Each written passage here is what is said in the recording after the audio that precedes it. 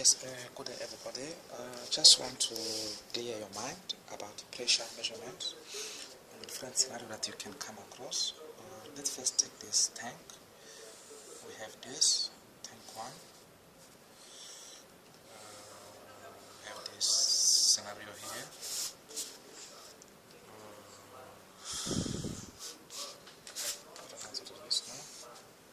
Okay. If you require to find P1 at this point, let's say we have the process A. If it has liquids, and that side liquid B, and there liquid C, and PAT. Yeah, I want you to get this once for all because I see many people are confusing. So if you are required to find PATM at this point here, at point P1, let's call it P1. How do you get it? Given this height, also you know the height here and the height there. If we call this HB, if this is height C and that one is height A, how do you find P1? Another question we ask it is if we ask to find P2 there, is P1 equal to P2? The answer is yes, P1 is equal to P2. It's the same pressure because the height is the same. For pressure calculations, what we require or we need to know is the height, normally, the vertical height. Now, the point I want to remind you is that, remember in class, I was making an example about the stone, but the thing I need to mention to you today is here. The top tank, if the top tank is on top of the bottom tank, and the angle here is 90-degree angle. So first consider this angle here.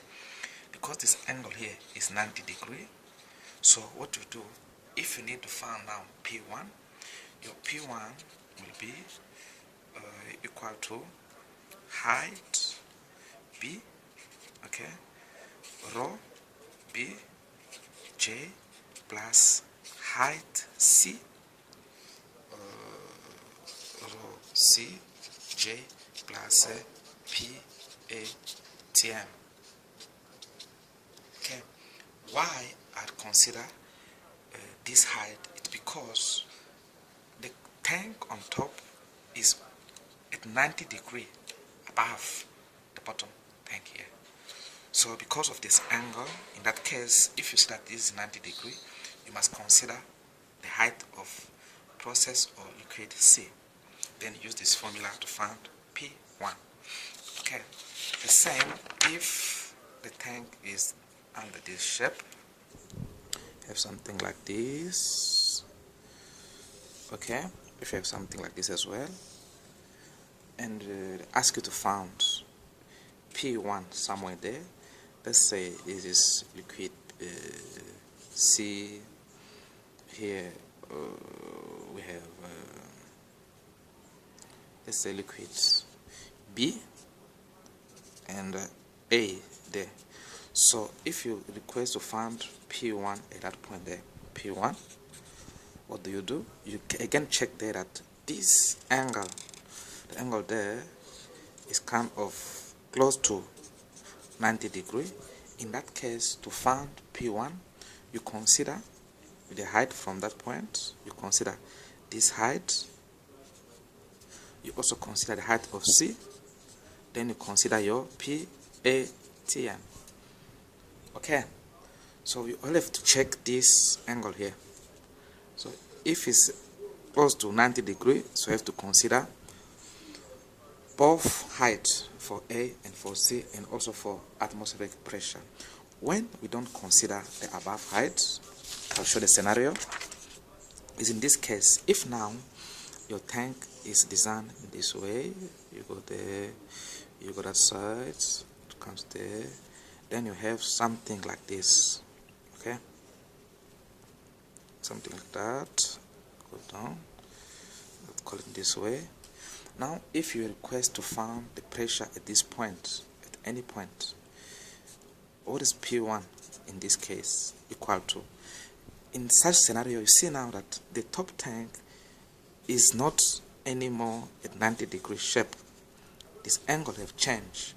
So in this case, even you have product A, let's call this A, B, C.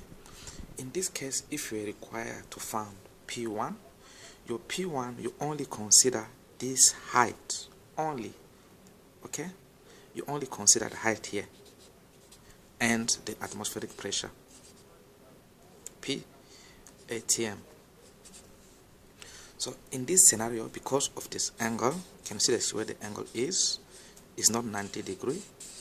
So what you do, if you want to find the pressure at this point or at that point, okay, so now let's call this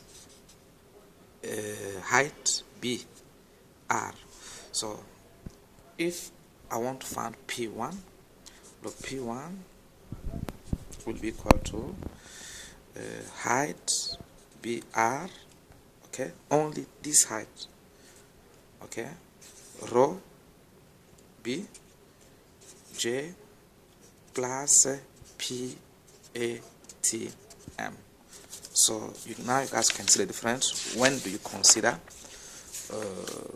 the height above and when you don't consider it? In those both cases,